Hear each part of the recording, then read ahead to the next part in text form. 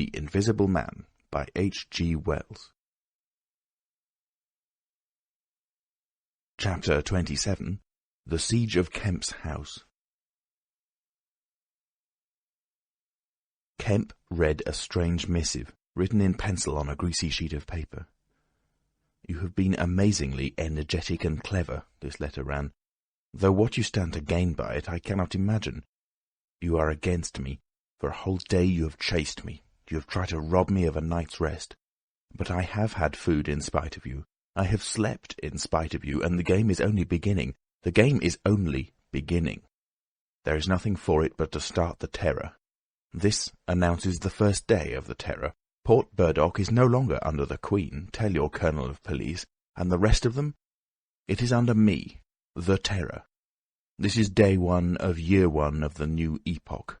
The epoch of the Invisible Man. I am Invisible Man the First. To begin with, the rule will be easy. The first day there will be one execution for the sake of example.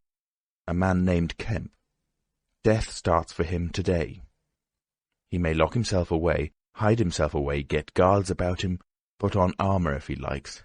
Death, the unseen death, is coming. Let him take precautions. It will impress my people. Death starts from the pillar box by midday. The letter will fall in as the postman comes along, then off. The game begins. Death starts. Help him not, my people, lest death fall upon you also. Today, Kemp is to die." Kemp read this letter twice. "It's no hoax," he said. "That's his voice, and he means it." He turned the folded sheet over and saw on the addressed side of it the postmark, Hintondean, and the prosaic detail, 2d to pay. He got up slowly, leaving his lunch unfinished — the letter had come by the 1 o'clock post — and went into his study. He rang for his housekeeper and told her to go round the house at once, examining all the fastenings of the windows and closing all the shutters. He closed the shutters of his study himself. From a locked drawer in his bedroom he took a little revolver, examined it carefully, and put it into the pocket of his lounge jacket. He wrote a number of brief notes, one to Colonel Adye, gave them to his servant to take, with explicit instructions as to her way of leaving the house. "There is no danger," he said, and added a mental reservation, "to you." He remained meditative for a space after doing this, and then returned to his cooling lunch. He ate with gaps of thought. Finally he struck the table sharply. "We will have him," he said, "and I am the bait. He will come too far." He went up to the Belvedere, carefully shutting every door after him. "It's a game," he said, "an odd game, but the chances are all for me, Mr. Griffin, in spite of your invisibility. Griffin contra mundum, with a vengeance." He stood at the window, staring at the hot hillside. He must get food every day, and I don't envy him. Did he really sleep last night? Out in the open somewhere, secure from collisions. I wish we could get some good, cold, wet weather instead of the heat. He may be watching me now. He went to close the window. Something rapped smartly against the brickwork over the frame and made him start violently back. "I'm getting nervous," said Kemp. But it was 5 minutes before he went to the window again. "It must have been a sparrow," he said. Presently he heard the front doorbell ringing and hurried downstairs. He unbolted and unlocked the door, examined the chain, put it up, and opened cautiously without showing himself. A familiar voice hailed him. It was Adye. "Your servant's been assaulted, Kemp," he said round the door. "What?" exclaimed Kemp. "Had that note of yours taken away from her. He's close about here. Let me in." Kemp released the chain, and Adye entered through as narrow an opening as possible. He stood in the hall, looking with infinite relief at Kemp refastening the door. Note was snatched out of her hand, scared her horribly. "She's down at the station. Hysterics. He's close here. What was it about?" Kemp swore. "What a fool I was," said Kemp. "I might have known. It's not an hour's walk from Hintondean. Already?" "What's up?" said Adye. "Look here," said Kemp, and led the way into his study. He handed Adye the Invisible Man's letter. Adye read it and whistled softly. "And you?" said Adye. "Proposed a trap, like a fool," said Kemp, "and sent my proposal out by a maidservant. To him." Adye followed Kemp's profanity. "He'll clear out," said Adye. "Not he," said Kemp. A resounding smash of glass came from upstairs. Adye had a silvery glimpse of a little revolver half out of Kemp's pocket. "It's a window upstairs," said Kemp, and led the way up. There came a second smash while they were still on the staircase.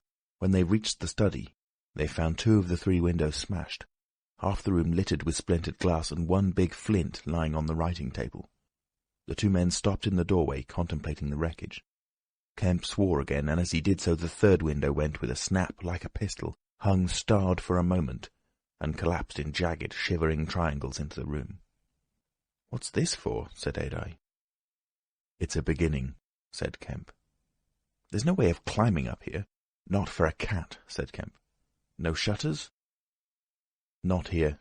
All the downstairs room." "Hullo?" Smash and then whack of boards hit hard came from downstairs. "Confound him," said Kemp. "That must be... Yes, it's one of the bedrooms. He's going to do all the house." "But he's a fool. The shutters are up, and the glass will fall outside. He'll cut his feet." Another window proclaimed its destruction. The 2 men stood on the landing, perplexed. "I have it," said Adye. "Let me have a stick or something. I'll go down to the station and get the bloodhounds put on. That ought to settle him. They're hard by, not 10 minutes. Another window went the way of its fellows. "You haven't a revolver?" asked Adye. Kemp's hand went to his pocket. Then he hesitated. "I haven't one. At least, to spare." "I'll bring it back," said Adye. "You'll be safe here." Kemp, ashamed of his momentary lapse from truthfulness, handed him the weapon. "Now for the door," said Adye. As they stood hesitating in the hall, they heard one of the first-floor bedroom windows crack and clash. Kemp went to the door and began to slip the bolts as silently as possible. His face was a little paler than usual. "You must step straight out," said Kemp. In another moment, Adye was on the doorstep and the bolts were dropping back into the staples. He hesitated for a moment, feeling more comfortable with his back against the door. Then he marched, upright and square, down the steps. He crossed the lawn and approached the gate. A little breeze seemed to ripple over the grass. Something moved near him.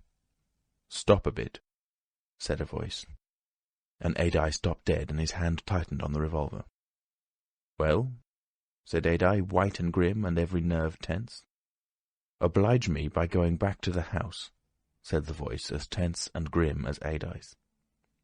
"Sorry," said Adye a little hoarsely, and moistened his lips with his tongue. The voice was on his left front, he thought. Suppose he were to take his luck with a shot. "What are you going for?" said the voice. And there was a quick movement of the 2, and a flash of sunlight from the open lip of Adye's pocket. Adye desisted and thought. "Where I go," he said slowly, "is my own business." The words were still on his lips when an arm came round his neck, his back felt a knee, and he was sprawling backward. He drew clumsily and fired absurdly, and in another moment he was struck in the mouth, and the revolver wrested from his grip. He made a vain clutch at a slippery limb, tried to struggle up, and fell back. "Damn," said Adye. The voice laughed. "I'd kill you now if it wasn't the waste of a bullet," he said. He saw the revolver in mid-air, 6 feet off, covering him. "Well?" said Adye, sitting up. "Get up," said the voice. Adye stood up. "Attention," said the voice, and then fiercely, "Don't try any games. Remember, I can see your face, if you can't see mine. You've got to go back to the house." "He won't let me in," said Adye. "That's a pity," said the Invisible Man. "I've got no quarrel with you." Adye moistened his lips again. He glanced away from the barrel of the revolver and saw the sea far off, very blue and dark under the midday sun, the smooth green down, the white cliff of the head, and the multitudinous town. And suddenly he knew that life was very sweet. His eyes came back to this little metal thing hanging between heaven and earth 6 yards away. "What am I to do?" he said sullenly. "What am I to do?" asked the Invisible Man. "You will get help. The only thing is for you to go back." "I will try. If he lets me in, will you promise not to rush the door?" "I've got no quarrel with you," said the voice. Kemp had hurried upstairs after letting Adye out, and now, crouching among the broken glass and peering cautiously over the edge of the study window-sill, he saw Adye stand parleying with the unseen. "Why doesn't he fire?" whispered Kemp to himself. Then the revolver moved a little, and the glint of the sunlight flashed in Kemp's eyes. He shaded his eyes and tried to see the source of the blinding beam. "Surely," he said, "Adye has given up the revolver." "Promise not to rush the door," Adye was saying. "Don't push a winning game too far. Give a man a chance. You go back to the house. I tell you flatly, I will not promise anything." Adye's decision seemed suddenly made. He turned towards the house, walking slowly with his hands behind him. Kemp watched him, puzzled. The revolver vanished, flashed again into sight, vanished again, and became evident on a closer scrutiny as a little dark object following Adye. Then things happened very quickly. Adye leapt backwards, swung around, clutched at this little object, missed it, threw up his hands and fell forward on his face, leaving a little puff of blue in the air. Kemp did not hear the sound of the shot. Adye writhed, raised himself on one arm, fell forward, and lay still. For a space, Kemp remained staring at the quiet carelessness of Adye's attitude. The afternoon was very hot and still. Nothing seemed stirring in all the world save a couple of yellow butterflies chasing each other through the shrubbery between the house and the road gate. Adye lay on the lawn near the gate. The blinds of all the villas down the hill road were drawn, but in one little green summer-house was a white figure, apparently an old man asleep. Kemp scrutinized the surroundings of the house for a glimpse of the revolver, but it had vanished. His eyes came back to Adye. The game was opening well. Then came a ringing and knocking at the front door that grew at last tumultuous, but pursuant to Kemp's instructions the servant had locked themselves into their rooms. This was followed by a silence.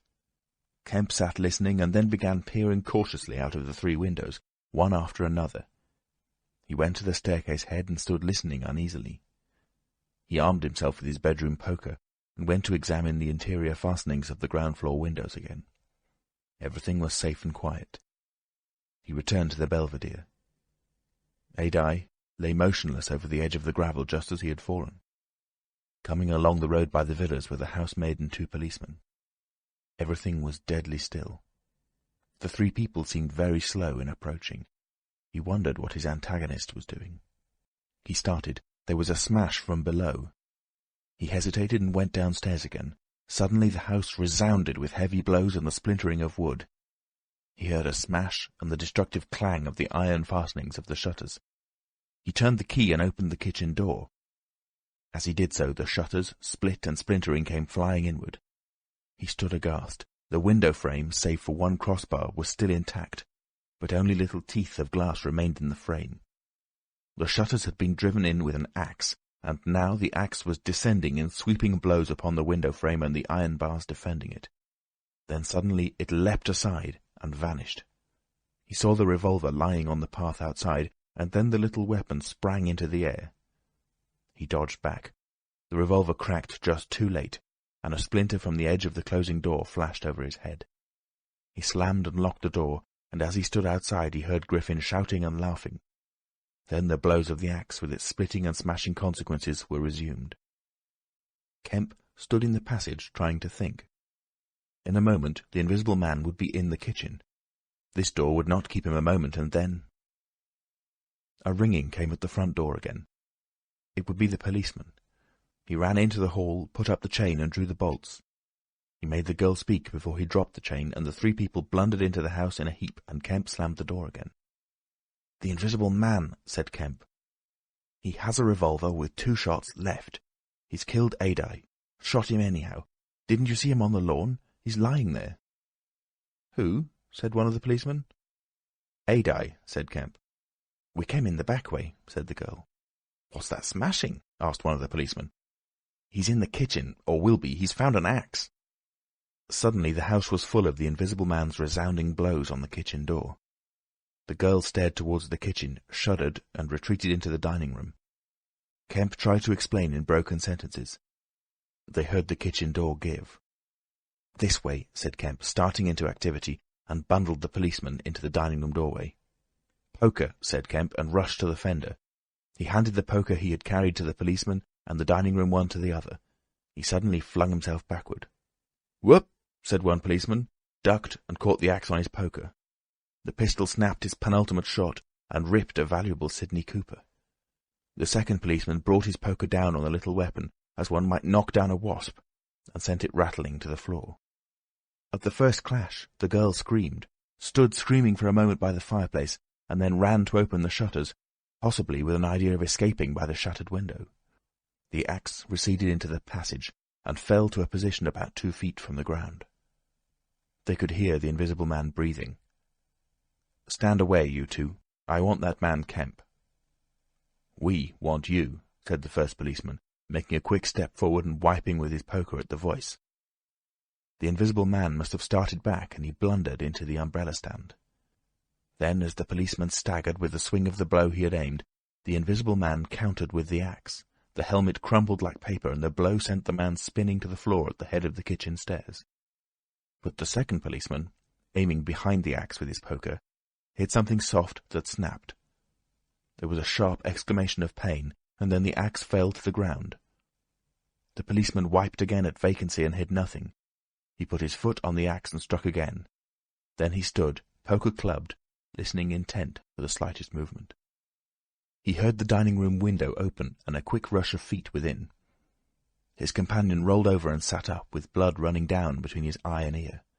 "Where is he?" asked the man on the floor. "Don't know. I've hit him. He's standing somewhere in the hall, unless he's slipped past you. Dr. Kemp, sir?" Pause. "Dr. Kemp!" cried the policeman again. The second policeman began struggling to his feet. He stood up. Suddenly the faint pad of bare feet on the kitchen stairs could be heard. "Yap!" cried the first policeman, and incontinently flung his poker. It smashed a little gas bracket. He made as if he would pursue the Invisible Man downstairs. Then he thought better of it and stepped into the dining room. "Dr. Kemp," he began, and stopped short. "Dr. Kemp's a hero," he said as his companion looked over his shoulder. The dining-room window was wide open, and neither housemaid nor Kemp was to be seen. The second policeman's opinion of Kemp was terse and vivid. Chapter 28. The Hunter Hunted. Mr. Helas, Mr. Kemp's nearest neighbour among the villa holders, was asleep in his summer house when the siege of Kemp's house began. Mr. Helas was one of the sturdy minority who refused to believe in all this nonsense about an invisible man. His wife, however, as he was subsequently to be reminded, did. He insisted on walking about his garden just as if nothing was the matter, and he went to sleep in the afternoon in accordance with the custom of years. He slept through the smashing of the windows, and then woke up suddenly with a curious persuasion of something wrong. He looked across at Kemp's house, rubbed his eyes and looked again. Then he put his feet to the ground and sat listening. He said he was damned, but still the strange thing was visible. The house looked as though it had been deserted for weeks after a violent riot. Every window was broken, and every window, save those of the Belvedere study, was blinded by the internal shutters. I could have sworn it was all right. He looked at his watch. 20 minutes ago. He became aware of a measured concussion and the clash of glass far away in the distance. And then as he sat open-mouthed came a still more wonderful thing. The shutters of the drawing-room window were flung open violently, and the housemaid, in her outdoor hat and garments, appeared struggling in a frantic manner to throw up the sash. Suddenly a man appeared beside her, helping her. Dr. Kemp. In another moment the window was open, and the housemaid was struggling out. She pitched forward and vanished among the shrubs. Mr. Helas stood up, exclaiming vaguely and vehemently at all these wonderful things. He saw Kemp stand on the sill, spring from the window, and reappear almost instantaneously, running along a path in the shrubbery and stooping as he ran, like a man who evades observation. He vanished behind a laburnum, and appeared again clambering over a fence that abutted on the open down. In a second he had tumbled over and was running at tremendous pace down the slope towards Mr. Helas. "Lord!" cried Mr. Helas, struck with an idea. "It's that invisible man brute! It's right after all!" With Mr. Helas, to think things like that was to act, and his cook watching him from the top window was amazed to see him come pelting towards the house at a good 9 miles an hour. There was a slamming of doors, a ringing of bells, and the voice of Mr. Helas bellowing like a bull. "Shut the doors! Shut the windows! Shut everything! The invisible man is coming!" Instantly The house was full of screams and directions and scurrying feet. He ran himself to shut the French windows that opened on the veranda.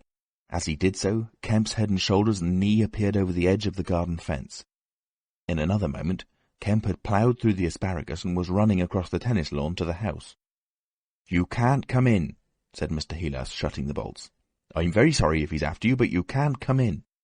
Kemp appeared with a face of terror close to the glass, rapping and then shaking frantically at the French window. Then, seeing his efforts were useless, he ran along the veranda, vaulted the end, and went to hammer at the side door.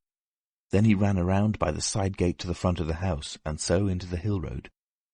And Mr. Heelas, staring from his window, a face of horror, had scarcely witnessed Kemp vanish ere the asparagus was being trampled this way and that by feet unseen. At that Mr. Heelas fled precipitately upstairs, and the rest of the chase is beyond his purview. But as he passed the staircase window, he heard the side gate slam. Emerging into the hill road, Kemp naturally took the downward direction, and so it was he came to run in his own person the very race he had watched with such a critical eye from the Belvedere study only 4 days ago. He ran it well for a man out of training, and though his face was white and wet, his wits were cool to the last. He ran with wide strides, and wherever a patch of rough ground intervened, wherever there came a patch of raw flints or a bit of broken glass shone dazzling, he crossed it and left the bare invisible feet that followed to take what line they would. For the first time in his life, Kemp discovered that the hill road was indescribably vast and desolate, and that the beginnings of the town far below at the hill foot were strangely remote. Never had there been a slower or more painful method of progression than running. All the gaunt villas sleeping in the afternoon sun looked locked and barred. No doubt they were locked and barred by his own orders. But at any rate they might have kept a lookout for an eventuality like this. The town was rising up now. The sea had dropped out of sight behind it, and people down below were stirring. A tram was just arriving at the hill foot. Beyond that was the police station. Was that footsteps he heard behind him? Spurt. The people below were staring at him. 1 or 2 were running, and his breath was beginning to soar in his throat. The tram was quite near now, and the Jolly Cricketers was noisily barring its doors. Beyond the tram were posts and heaps of gravel, the drainage works. He had a transitory idea of jumping into the tram and slamming the doors, and then he resolved to go for the police station. In another moment he had passed the door of the Jolly Cricketers, and was in the blistering fag-end of the street, with human beings about him. The tram-driver and his helper, arrested by the sight of his furious haste, stood staring with the tram horses unhitched. Further on, the astonished features of navvies appeared above the mounds of gravel. His pace broke a little, and then he heard the swift pad of his pursuer and leapt forward again. "The invisible man!" he cried to the navvies with a vague indicative gesture, and by an inspiration leapt to the excavation and placed a burly group between him and the chase. Then, abandoning the idea of the police station, he turned into a little side street, rushed by a greengrocer's cart, hesitated for the 10th of a second at the door of a sweetstuff shop, and then made for the mouth of an alley that ran back into the main hill street again. 2 or 3 little children were playing here, and shrieked and scattered at his apparition, and forthwith doors and windows opened, and excited mothers revealed their hearts. Out he shot into Hill Street again, 300 yards from the tram-line end, and immediately he became aware of a tumultuous vociferation and running people. He glanced up the street towards the hill. Hardly a dozen yards off ran a huge navvy, cursing in fragments and slashing viciously with a spade, and hard behind him came the tram conductor with his fists clenched. Up the street others followed these too, striking and shouting. Down towards the town men and women were running, and he noticed clearly one man coming out of a shop door with a stick in his hand. "Spread out! Spread out!" cried someone. Kemp suddenly grasped the altered condition of the chase. He stopped and looked around, panting. "He's close here," he cried. "Form a line across—" He was hit hard under the ear and went reeling, trying to face round towards his unseen antagonist. He just managed to keep his feet, and he struck a vain counter in the air. Then he was hit again under the jaw and sprawled headlong on the ground. In another moment a knee compressed his diaphragm and a couple of eager hands gripped his throat, but the grip of one was weaker than the other. He grasped the wrists, heard a cry of pain from his assailant, and then the spade of the navvy came whirling through the air above him and struck something with a dull thud. He felt a drop of moisture on his face. The grip at his throat suddenly relaxed, and with a convulsive effort, Kemp loosed himself, grasped a limp shoulder and rolled uppermost. He gripped the unseen elbows near the ground. "I've got him!" screamed Kemp. "Help! Help! Hold! He's down! Hold his feet!" In another second there was a simultaneous rush upon the struggle, and a stranger coming into the road suddenly might have thought an exceptionally savage game of rugby football was in progress. And there was no shouting after Kemp's cry, only a sound of blows and feet and heavy breathing. Then came a mighty effort, and the invisible man threw off a couple of his antagonists and rose to his knees. Kemp clung to him in front like a hound to a stag, and a dozen hands gripped, clutched, and tore at the unseen. The tram conductor suddenly got the neck and shoulders and lugged him back. Down went the heap of struggling men again and rolled over. There was, I am afraid, some savage kicking. And then suddenly a wild scream of "Mercy! Mercy!" that died down swiftly to a sound like choking. "Get back, you fools!" cried the muffled voice of Kemp, and there was a vigorous shoving back of stalwart forms. "He's hurt, I tell you, stand back."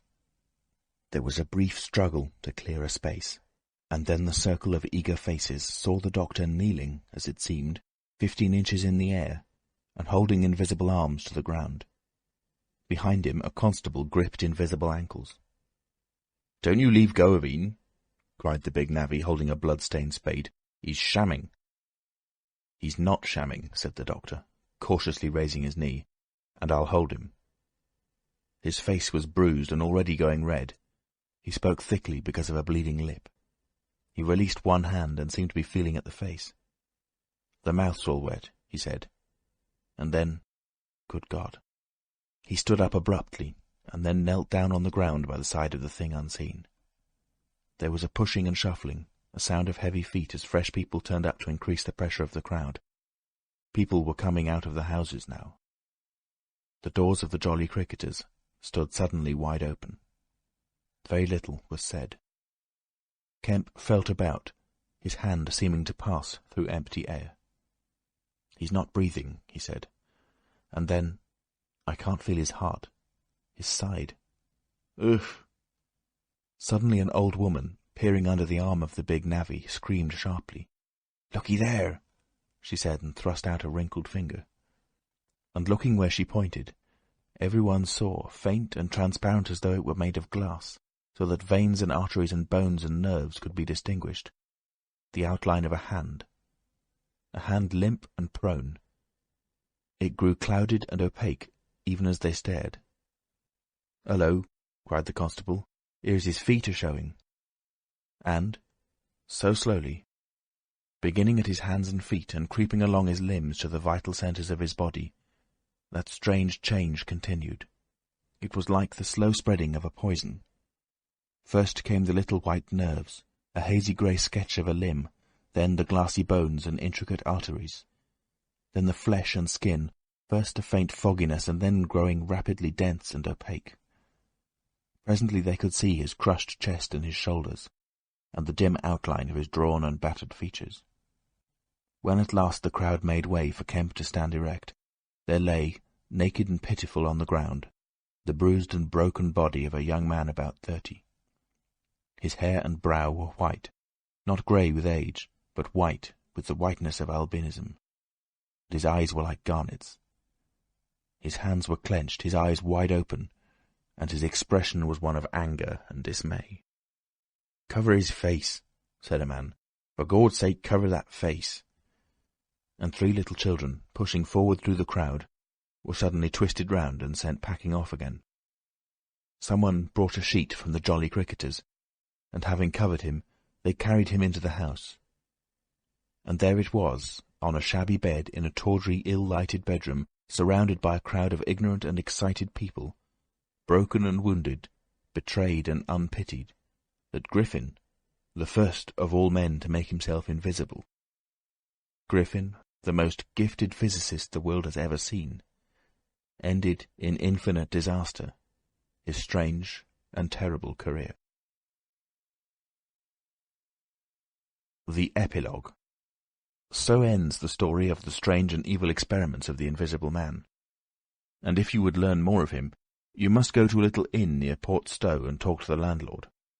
The sign of the inn is an empty board save for a hat and boots, and the name is the title of this story. The landlord is a short and corpulent little man with a nose of cylindrical proportions, wiry hair, and a sporadic rosiness of visage. Drink generously, and he will tell you generously of all the things that happened to him after that time, and of how the lawyers tried to do him out of the treasure found upon him. When they found they couldn't prove whose money was which, I'm blessed, he says. If they didn't try to make me out a blooming treasure trove, do I look like a treasure trove? And then a gentleman gave me a guinea a night to tell the story at the Empire Music Hall, just to tell him all in my own words, barring one. And if you want to cut off the flow of his reminiscences abruptly, you can always do so by asking if there weren't 3 manuscript books in the story. He admits there were and proceeds to explain, with asseverations that everybody thinks he has 'em, but bless you, he hasn't. The invisible man it was took 'em off to hide 'em when I cut and ran for Port Stowe. It's that Mr. Kemp put people on with the idea of my having 'em. And then he subsides into a pensive state, watches you furtively, bustles nervously with glasses, and presently leaves the bar. He is a bachelor man. His tastes were ever bachelor, and there are no women folk in the house. Outwardly he buttons, it is expected of him, but in his more vital privacies, in the matter of braces, for example, he still turns to string. He conducts his house without enterprise, but with eminent decorum. His movements are slow, and he is a great thinker, but he has a reputation for wisdom and for a respectable parsimony in the village, and his knowledge of the roads of the south of England would beat Cobbett. And on Sunday mornings, every Sunday morning, all the year round, while he is closed to the outer world, and every night after 10, he goes into his bar-parlour, bearing a glass of gin faintly tinged with water, and having placed this down, he locks the door and examines the blinds, and even looks under the table. And then, being satisfied of his solitude, he unlocks the cupboard and a box in the cupboard and a drawer in that box, and produces 3 volumes bound in brown leather, and places them solemnly in the middle of the table. The covers are weather-worn, and tinged with an algal green, for once they sojourned in a ditch, and some of the pages have been washed blank by dirty water. The landlord sits down in an armchair, fills a long clay pipe slowly, gloating over the books the while. Then he pulls one towards him and opens him, and begins to study it, turning over the leaves backwards and forwards. His brows are knit, and his lips move painfully. X, little too up in the air, cross, and a fiddle-de-dee. Lord, what a one he was for intellect! Presently he relaxes and leans back, and blinks through his smoke across the room at things invisible to other eyes. Full of secrets, he says. Wonderful secrets. Once I get a whore of them, Lord, I wouldn't do what he did. I'd just, well... He pulls at his pipe. So he lapses into a dream, the undying, wonderful dream of life. And, though Kemp has fished unceasingly, no human being save the landlord knows those books are there, with the subtle secret of invisibility, and a dozen other strange secrets written therein, and none other will know of them until he dies. End of The Invisible Man by h.g.wells. Read by Alex Foster in Nottingham, England, on the 13th of June 2006.